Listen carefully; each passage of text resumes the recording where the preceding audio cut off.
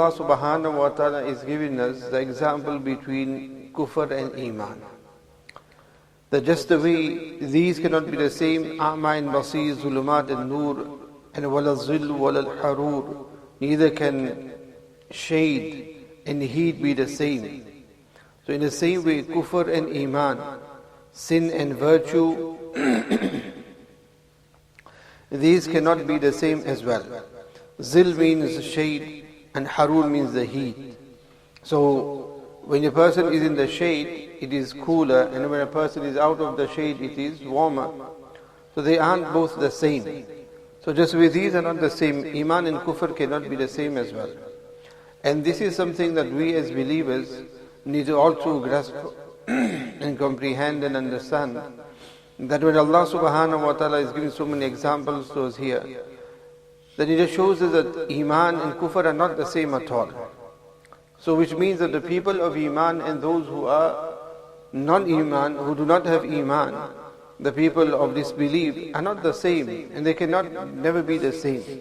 Yes, as insan, as human beings, yes, we are the same, that we are human beings. So we are same in that form. We are also same in the form that yes, we are all the creation of Allah subhanahu wa ta'ala. But then because of the iman and non-iman, this totally differentiates us, it creates a difference.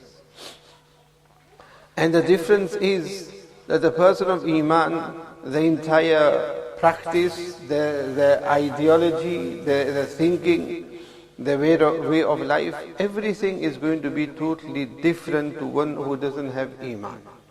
Because a believer is going to be governed by Islam and iman. So a believer's thoughts and everything is going to be based on iman, and a believer knows that his or her life cannot be spent or lived just the way a non-believer lives their lives, because they do not have anything as iman to govern their lives. As Muslims we have that. Our lives are not such that we wake up and go to sleep in a manner in which in between we have done whatever we wanted to do, we desired to do in any manner that we wanted to, without any restrictions, without any concept of right and wrong and halal and haram. A believer has these things. A believer is not free the entire day. The believer has the ibadat of Allah subhanahu wa ta'ala which we have to carry out throughout the day. So there are so many differences, what we do, what we don't do, what we eat, what we do not eat. And when that is the case, and when we acknowledge that we have iman, then we have to acknowledge that look, our lifestyle is going to be very different. We cannot emulate the lifestyle of those who do not have iman, because there is oceans of difference here, oceans apart.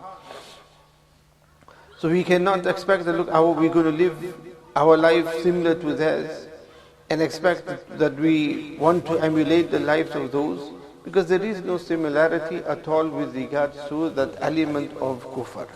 That's why you'll find that even if the difference, even in one, for example, race or one nation as well. For example, you have a new Muslim who is of English heritage, and you have a non-Muslim English heritage. Even in that itself you'll find there will be, although their custom may be the same, their upbringing may be the same, but as soon as one comes into iman, there's a big difference now. Entire difference, huge difference that is there. And that is what Allah subhanahu wa ta'ala is mentioning here. And then further Allah subhanahu wa ta'ala mentions that وَمَا يَسْتَوِي الْأَحْيَاءُ وَلَا الْأَمْوَاتِ. And similarly, neither can be the same who the ahya wal amwat. Wal amwat meaning the living and the dead. Inna Allah yusmi'u man yasha wa ma anta bimusmi'in man fil qubur. And Allah subhanahu wa ta'ala, whoever Allah ta'ala wills, He makes him hear. And directing and addressing Nabi Kareem sallallahu alayhi wa sallam, and that you cannot make those in the grave hear. Again here Allah subhanahu wa ta'ala is mentioning, giving his example here of the living and the dead. As elsewhere in the hadith, Nabi Kareem sallallahu alayhi wa sallam mentions, مَثَلُ الَّذِي يَذْكُرُ رَبَّهُ وَالَّذِي لَا يَذْكُرُ مَثَلُ الْمَيِّتِ وَالْحَيِّ. The example of the one who remembers Allah ta'ala compared to the one who doesn't is like the living and the dead. And here Allah ta'ala gives the same example here with regard to iman and kufr as well. That the living and the dead are not the same. So those who have Iman are the living, and those who do not have Iman, they are those who are dead.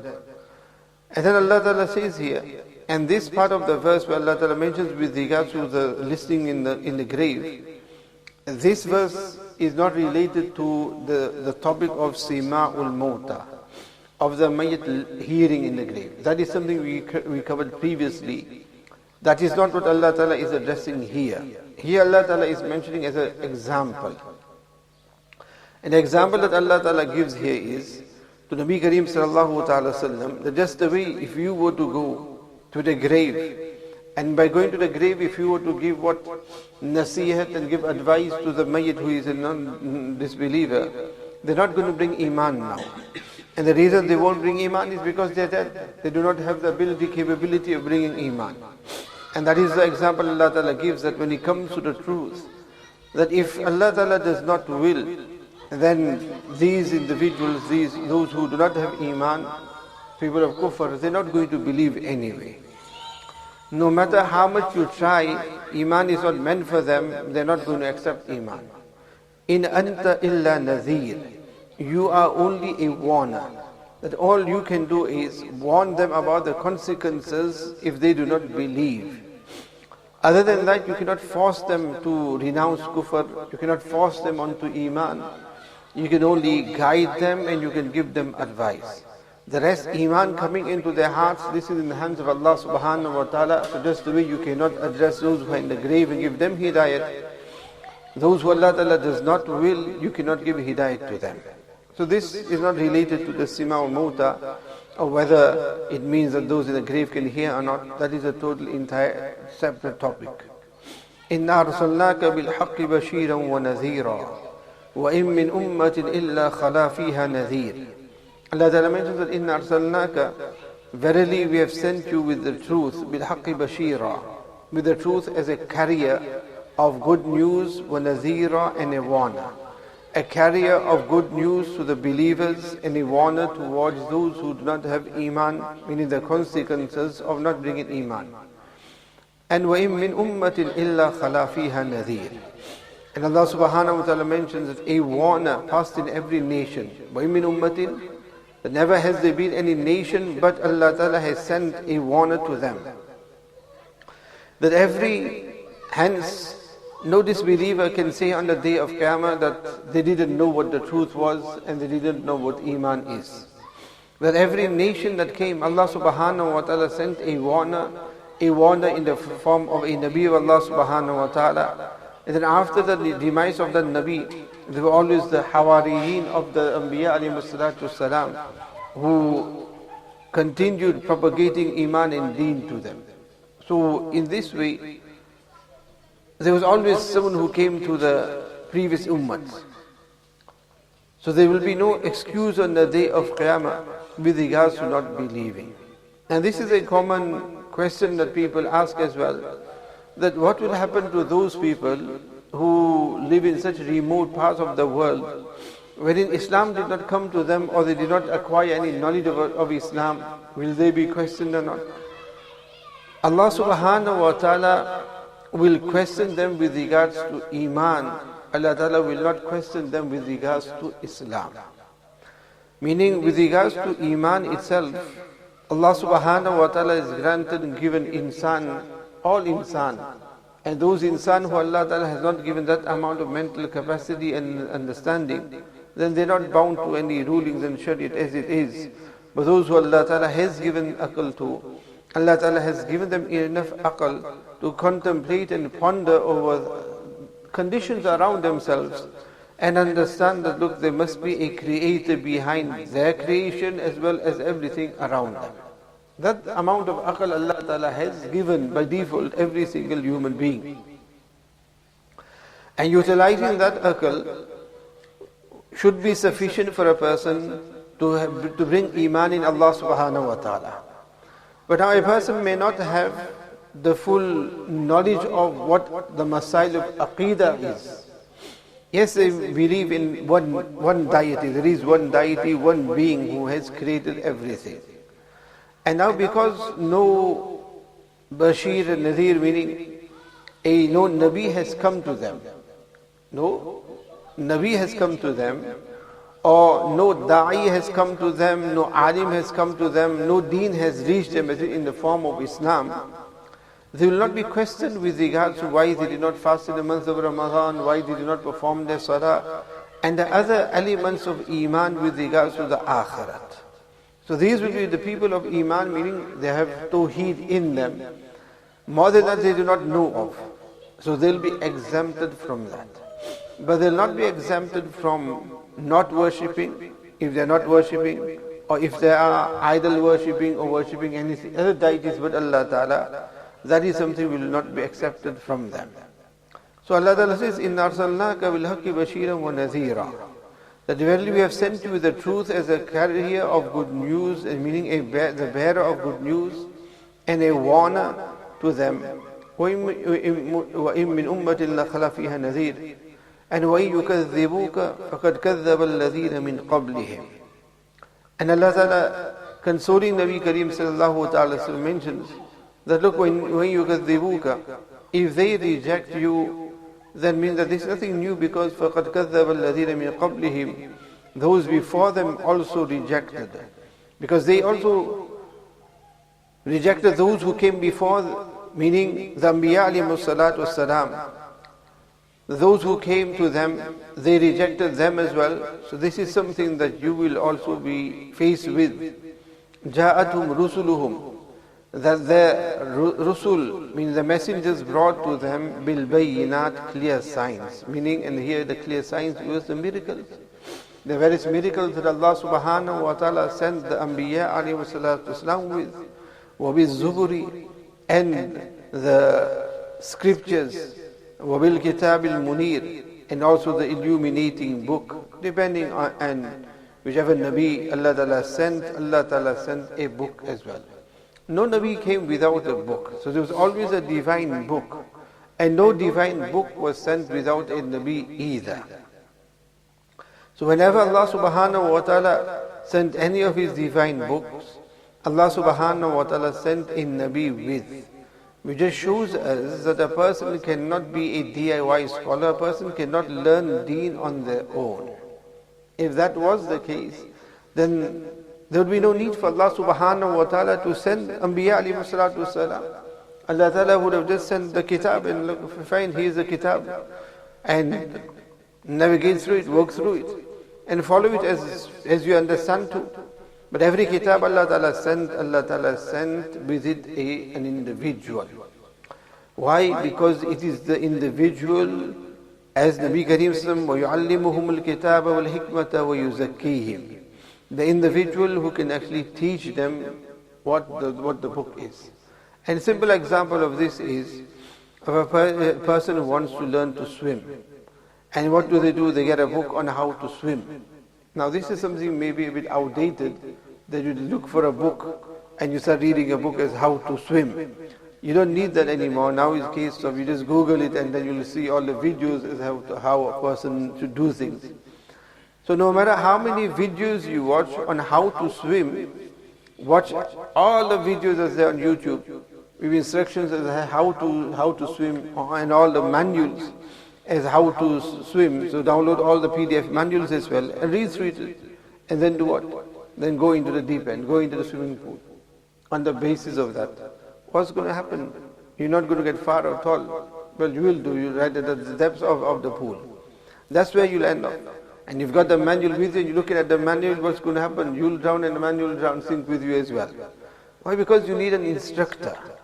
You've read through all the theory that is there, but for a practical, you need the instructor to actually physically demonstrate to you how it should be done and to guide you as well, so to show you what you are doing is right or not. So for that reason, Allah subhanahu wa ta'ala sent the Anbiya alayhi salatu wasalam as a practical guide to the divine book to show the people. And not only that, because there are two things. One is to show the people, and the other is to guide people. To guide people means that there will be people who will try and follow the book, but they are following the book incorrectly. They are following the book incorrectly. So the Nabi does what? Rectifies them, reforms them, that no, it's not this way, but it is this way. This is not the correct way, it should be done in this manner. And this is something that is imperative. And then the uniqueness of this ummah is that Allah subhanahu wa ta'ala has sent the ulama, and the ulama are warathatul anbiya. The ulama are the heirs of the anbiya. And by them being the heirs of the anbiya, because the anbiya alayhi salatu wassalam, they do not leave behind any inheritance. When a Nabi passes away, whatever he has left behind doesn't get distributed amongst the people. The wealth that they may have, this is something which remains. Ma tarakana sadaqa, that remains sadaqah. So that doesn't get distributed. So that which they leave behind, which the ulama inherit from them, is what it is, that ilm, it is knowledge. It is knowledge, and it is this knowledge that if we want to know what our deen is saying, we need to learn it from the ulama. And then also, whether we are following it in the right manner or not, that too we need to then ask the ulama. Or we need to seek the guidance of the ulama. So when the ulama are telling us that, look, you are doing this, but you're doing it incorrectly, you are practicing such a way, but you're doing it incorrectly, your salat is wrong, your sawm is wrong, your hajj is wrong, for instance, then this is something that we should be accepting from them, because they are who they are, the khulafa, they are deputies of the Anbiya alayhi salatu salam. Hence it's very, very important that we should directly be going to the ulama. Great fitna that we have today is where people are not going to the ulama and they're just learning from online and from YouTube and that. And in doing so, they're finding so much different opinions, and many are getting very misled by it. Many are getting very misled by it. And especially many of our youth who do not realize that they were always practicing something which was correct. But now because they're seeing videos wherein they're showing them something else and saying this is right and this is wrong, they're getting confused. They're getting confused. Because many of these ikhtilaf differences are related to the differences which are there with regards to the fiqh and with regards to the hadith that is there. So for instance, just recently somebody sent a video, and people do send, and I tell them, don't send me these videos because I don't have the time to verify these videos. And somebody sends them 9 minutes. I never have 9 minutes at all. Nothing. Somebody just sends something, it is just browsing, okay, I've understood it. There's no time. There's no time to spend 9 minutes, 7 minutes to listen to any person's bayan or any video in that as well, just for verification. I do not have the time for that. There's other ulama, go to other ulama for that. So in this way, but the topic was understood from the title, I understood. Well, now this person was, who had asked this question, was now confused, thinking that entire lives they were reading witr in the manner they do, perform the witr with one salam, thinking that this is incorrect that we were doing. Because there are those who have been showing that no, witr needs to be in this different manner, meaning the witr should be with 2 salams, in that manner. So this person was now then confused, thinking that if this is the correct way of reading witr salah, then that means that all my life I've been performing the witr incorrectly. So I said to him, look, that which this person is trying to mention is correct, and that which you have been practicing is correct as well. So you don't need to have any sleepless nights on it. You don't need to be worried about it. You don't need to leave what you are doing to do what? To go on the other side and start following that. Because this is what happens, is that you have those individuals who are on there and their motive is to attack, and especially the Ahnaf, and to take them away from Hanafiyyah, rather than they just doing them just explaining what their mawqif is, what their practice is and what their proof is, and leaving it to that. So this is not how a person should be. Person should be very understanding on this. For example, somebody did send, and this was a short clip, it was in Arabic, of an Arab sheikh, and he mentions that he went to a masjid in Albania. And he mentions as well that when he went to Albania, he says the majority, they are Ahnaf Hanafis, and they are staunch Hanafis. So he said, when we went there and we read Salah, and then he explains as well, is that the Ahnaf, they do not do Ameen audibly, and he says that I am humble, we are humbly, and we do it audibly. So he says in the first rakat, when the Imam said, Waladhalleen, and then he's saying, myself and one of my companions who are with me, we said Ameen as we would do loudly, and we understood the whole masjid. We were the only ones who were saying Ameen so loudly. Saying Ameen so loudly. Then he says that when we came into the second rakat, at that time when the Imam said Dhalleen, that's when I did Ameen as well, but I did it silently. I did it quietly. And he says at the end, he says this is a matter of what? This difference of opinion is of that which is preferable. It's not an opinion of jaiz, na jaiz, halal, haram, or farz, wajib and sunnat. It's of preference, what is preferable. So when both are there and it's a matter of preference, then I rather leave that in order not to cause chaos in the masjid. That afterwards people will say, look at what happened and we are creating a commotion. Not like how others, especially go to places like Huddersfield and some places where you have those individuals who deliberately go to the Hanafi masjids to deliberately make sure that they have built-in microphones with them, and if they can't, they'll even bring the whole PA system with them to do Ameen in order to prove Ameen needs to be loud to show you that look, you're not doing it loud. So they'll take over and they'll make sure that they do every person's portion of Ameen loudly. And this is done out of spite. That is what it is. So this is what you have, and this is something that we need to then learn from the ulama, that what are these differences? Are these differences really major differences, or are they not such differences as we make them to be? So Allah Ta'ala says here, وَيُكَذِّبُوكَ فَقَدْ كَذَّبَ الَّذِينَ مِنْ قَبْلِهِمْ.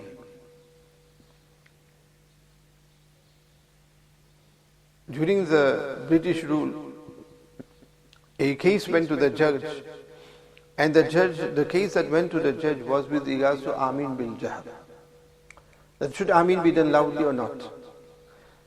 There are those from the Ahnaf, they gave their ruling and they gave their evidence. And those who do Ameen loudly, they give their evidence. After hearing all the evidence that was there, a non-Muslim English judge, at the end of that he said that one thing is for sure, that Ameen, whether it is audible or not audible, Ameen bil sirr wal jahr, this is something that is proven. But Ameen bil shar, Ameen out of mischief, this is something that is not established in Islam. Meaning, that there will be those who deliberately do Ameen loudly, just why in order to cause mischief in the masjid. So the English judge said that look, Ameen from all the evidence you can see that Ameen is proven. And there's evidence towards Ameen being audible and that towards it not being audible as well. So for it to be silent and others to be loud. But there isn't any proof that the Ameen should become a means of what? Commotion between people, and Ameen should become a matter of differences between the people. So in this way, we want to learn deen, we should learn deen from the ulama. So here Allah subhanahu wa ta'ala mentions, وَيُكَذِّبُوكَ فَقَدْ كَذَّبَ الَّذِينَ مِنْ قَبْلِهِمْ جَاءَتْهُمْ رُسُلُهُمْ بِالْبَيِّنَاتِ وَبِالزُّبُرِ, the scriptures, وَبِالْكِتَابِ الْمُنِيرِ, and the illuminating light, books. ثُمَّ أَخَذْتُ الَّذِينَ كَفَرُوا فَكَيْفَ كَانَ نَكِيرٌ. Thereafter, Allah Ta'ala says, أَخَذْتُ, I seized, الَّذِينَ, those who kafaru, committed kufr. فَكَيْفَ كَانَ نَكِيرٌ. So how was my punishment?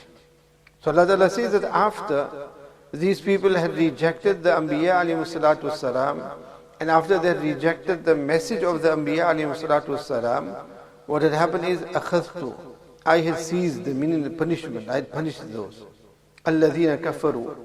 Then Allah Ta'ala says, فَكَيْفَ كَانَ نَكِيرٌ. So see how severe was my punishment. Meaning that none of them managed to escape from it. That then when the punishment of Allah subhanahu wa ta'ala came, nobody could save themselves from that punishment. And this is the haqiqah, this is the reality. That when Allah ta'ala gives respite, He gives respite, He gives respite, but then when the punishment of Allah ta'ala descends, then nobody can save themselves from the punishment of Allah subhanahu wa ta'ala. Alam tara anna Allah anzala. Now here again Allah subhanahu wa ta'ala mentions some of His qudrat of His. When Allah subhanahu wa ta'ala says that Alam tara anna Allah anzala min as-sama'i ma'a. That do they not see, meaning who? The people who do not have iman, because these are all proofs towards Allah subhanahu wa ta'ala. That do they not see anna Allah anzala min as-sama'i ma'a. that Allah subhanahu wa ta'ala sends the rain from the sky. فَأَخْرَجْنَا بِهِ ثَمَرَاتٍ مُخْتَلِفًا أَلْوَانُهَا, using it to bring forth many thamarat, fruits, which are مُخْتَلِفًا أَلْوَانُهَا, varying in colors. وَمِنَ الْجِبَالِ جُدَدٌ بِيضٌ وَحُمُرٌ مُخْتَلِفٌ أَلْوَانُهَا and وَغَرَابِيبُ سُودٌ. From the mountains, they have different ridges, varying from white to red, to different shades, مُخْتَلِفٌ أَلْوَانُهَا and وَغَرَابِيبُ سُودٌ, and some which are extremely black. Again, here some qudrat of Allah subhanahu wa ta'ala, which maybe, never mind those who do not have iman, we as people with iman do not even contemplate of, or we ourselves may not really think about. Do you not own the lights outside? So if it gets a little too dark, then eyes start shutting as well. So let's brighten it up so that we also wake up a bit. It's still quite early. It's nice and bright still outside, it's still quite early. Allah subhanahu wa ta'ala gives the example here. أَلَمْ تَرَ أَنَّ اللَّهَ أَنزَلَ مِنَ السَّمَاءِ مَاءً. Now we should also contemplate over this. That Allah Ta'ala says that we have sent the rain from the sky. But what Allah Ta'ala is actually implying here is that Allah Ta'ala sends the rain from the sky. What color is it? It is clear. It is clear. The rainwater is clear. But فَأَخْرَجْنَا بِهِ ثَمَرَاتٍ مُخْتَلِفًا أَلْوَانُهَا. But from it Allah Ta'ala brings forth fruits which are varying in different colors, in taste and texture and characteristics. They all differ, meaning that the water comes clear, and it is from that water that Allah Ta'ala gives life to vegetation. But that water that brings life to the vegetation would mean what? That all the fruits and vegetables, they should all be clear as well. But despite the color, like we have something, one color, what do? We put dye in it, and the dye, depending what dye you're using, that is the color, the paint, that is the color you'll get here. Can't expect to put clear and you'll get red, and you'll get green, and you get different colors. But here look at the qudrat of Allah subhanahu wa ta'ala. The rain is the same, but how different it produces. That the fruits and the vegetation that is there, the color of it is so different. And not only that, but in various characteristics and texture as well. Same rain, but the texture is so different. Something will be hard, and something will be very soft. Something will be orangey color, something will be green in color, something red in color. And not only that, but you have so many fruits which are mixture of colors as well. These are all from the qudrat of Allah subhanahu wa ta'ala. And similarly, the nature of mankind is the same as well. That mankind is so different in their nature and characteristics as well. And then Allah Ta'ala gives the example, and وَمِنَ الْجِبَالِ, and from the mountains. There are also judadun. Judadun means ridges here, which actually means sort of pathways, and it means sort of lines. So judadun bidun muhamurun mukhtalifun alwanuha, varying from white to red. Allah Ta'ala mentions here, bidun meaning white, muhamurun means red. So they differ in colors. وَمُخْتَلِفٌ أَلْوَانُهَا, different shades. And some are غَرَابِيبُ سُودٌ, extremely black. Means that they are all from the same composition. A mountain is a mountain. Nothing different of it, but one same mountain. And never mind, different mountains, different colors. One mountain itself will have so many different colors in it. This is the qudrat of Allah subhanahu wa ta'ala. And maybe here in our landscape is such that we do not see so different, but if you look around the world as well, there are such mountains in the world where you do get red mountains. You get mountains wherein the colors vary as well. Again, these are the qudrat of Allah subhanahu wa ta'ala, where Allah ta'ala is saying that look, these are all one thing. The mountain is a mountain after all. The composition of it is the same, but how the colors of it verify. How they are different and vary from one another. And similarly, وَمِنَ النَّاسِ, and also with regards to the people as well, وَالدَّوَابِ, and animals, وَالْأَنْعَامِ as well. So creatures and animals, they are مُخْتَلِفٌ أَلْوَانُهُ, that their colors kazalika similar manner. So there is a similar variation of colors among people, creatures and animals. Dawab and an'am, there is a difference here. Dawab all creations and an'am as well those who are four-legged. So this is also the difference how Allah subhanahu wa ta'ala has created different creations of His animals as well. There are those who are on two, and there are those who are crawl on the ground. There are those who fly in the sky, and there are those on fours. This is the great qudrat of Allah subhanahu wa ta'ala. And similarly with regards to insan, human beings, the alwan, the lisan, the tongue, the language and the color is different. So go throughout the world, go for Hajj, when Hajj time you'll see all the different colors that are there. So how Allah subhanahu wa ta'ala has created insan as well with so much variations. Means that these are all what? The signs of the qudrat and the greatness of Allah subhanahu wa ta'ala. And then Allah subhanahu wa ta'ala mentions that إِنَّمَا يَخْشَى اللَّهَ مِنْ عِبَادِهِ الْعُلَمَاءِ إِنَّ اللَّهَ عَزِيزٌ غَفُورٌ. Allah ta'ala says, and from Allah's bondsmen, it is only the learned ones who fear Him. And indeed Allah subhanahu wa ta'ala is Aziz, mighty and most forgiving. So here Allah subhanahu wa ta'ala mentions, as with regards to this ayat, where Allah ta'ala says here, وَمِنَ النَّاسِ وَالدَّوَامِ وَالْأَنْعَامِ مُخْتَلِفٌ أَلْوَانُهُ. According to some, the qiraat here is that there is waqf on alwanuhu, so you stop there.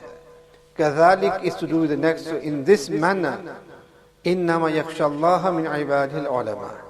That just the way there is this differences amongst the people of how they vary, the khashiyat of Allah subhanahu wa ta'ala also varies amongst the people. So the word kazalik is related to the verse that comes after it. And then there is that wherein kazalik is to do with وَمِن النَّاسِ وَالدَّوَامِ, and that which has been mentioned before. Here Allah Ta'ala mentions إِنَّمَا يَخْشَى اللَّهِ. The word إِنَّمَا comes for hasar. Hasar means confined into something, that only. Hasar means only. In only يَخْشَى اللَّهَ مِنْ عِبَادِهِ الْعُلَمَاءِ.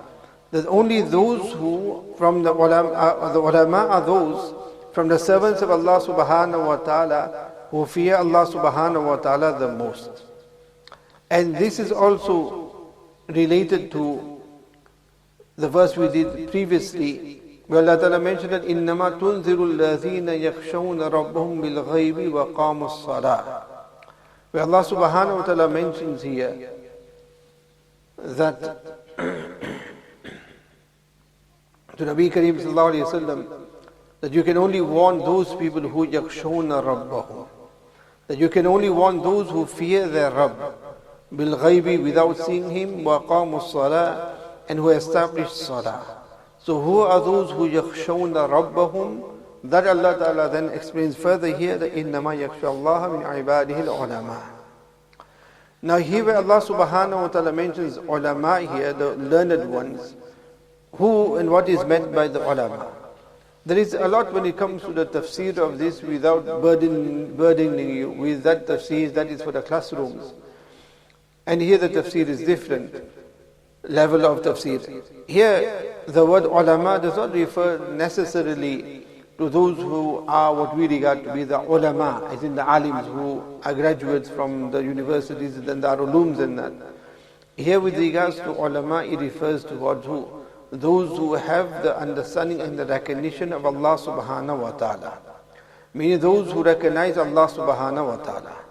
And who this is what an alim is. So an alim is who? One who recognizes Allah subhanahu wa ta'ala. Sayyid Hasan Basri rahimahullah ta'ala mentions an alim is the one who fears Allah ta'ala in a gathering and in seclusion. And the one who regards all disliked by Allah ta'ala to be disliked, meaning he dislikes what Allah Ta'ala dislikes, and he is pleased with all those things that pleases Allah subhanahu wa ta'ala. As where Abdullah bin Mas'ud radiallahu ta'ala mentions that لَيْسَ الْعَالِمُ بِكَثْرَةِ الْحَدِيثِ وَلَكِنَّ الْعَالِمُ عَنْ كَثْرَةِ الْخَشِيَةِ. That an alim is not the one who knows the most ahadith and speaks the most and gives the dars so much, but the alim is the one who has excessive khashya, fear of Allah subhanahu wa ta'ala. So meaning that the one who has the most, just the way you have different levels of knowledge, you have different levels of khashya, fear of Allah subhanahu wa ta'ala. Knowledge you have but you do not have the khashiyat of Allah subhanahu wa ta'ala, you're not going to make amal upon the knowledge that you have. But the reason why Allah ta'ala mentions here, إِنَّمَا يَخْشَى اللَّهَ مِنْ عِبَادِ الْعُلَمَاءِ, is that the more knowledge a person is going to have, that knowledge is going to lead them to possess more understanding of Allah subhanahu wa ta'ala. Because you may have the khashiyat of Allah subhanahu wa ta'ala, the fear of Allah subhanahu wa ta'ala. So because of that, you know that you have to obey Allah ta'ala. But if you do not have knowledge, then you're not going to know how to obey Allah subhanahu wa ta'ala. You're not going to know what the hudud is, what the boundaries are, what is halal, what is haram. You're not going to know these things by just merely having khashya, fear of Allah subhanahu wa ta'ala. And if a person has knowledge, then by having knowledge a person will know what the boundaries are. But without khashya of Allah subhanahu wa ta'ala, fear of Allah subhanahu wa ta'ala, there's nothing there to stop you from going beyond those boundaries. So the more knowledge a person has, and again this knowledge does not necessarily mean that you need to be in a Darul Uloom, because there will be people who think to themselves, well, we know so many ulama and we don't see any khashya of Allah ta'ala in them. So that is because they are not true ulama in the sense that Allah ta'ala mentions here. Because the more knowledge that a person possesses, it should lead them to what greater recognition of Allah subhanahu wa ta'ala. And ilm-e-deen does this, that it increases in you the recognition of Allah subhanahu wa ta'ala, the awareness of Allah subhanahu wa ta'ala, the correctness in how to do the ibadat of Allah ta'ala. So the more knowledge a person will have, he should be the one who should be having what the most khashiyat of Allah subhanahu wa ta'ala. And if a person does have so much knowledge of the Arabic, of hadith and tafseer and nahu, sarf and everything, all the other sciences of knowledge, but a person doesn't have khashya, they're not a true alim, they're not alim in the true sense. Inna Allah azizun ghafoor. Allah ta'ala is mighty, most forgiving. Allah subhanahu wa ta'ala grant us all understanding. Allah ta'ala grant us all, make us from the true ulama of those who have the khashya of Allah subhanahu wa ta'ala. ربنا تقبل منا إنك أنت السميع العليم وتب علينا إنك أنت التواب الرحيم سبحان ربك رب العزة عما يصفون وسلام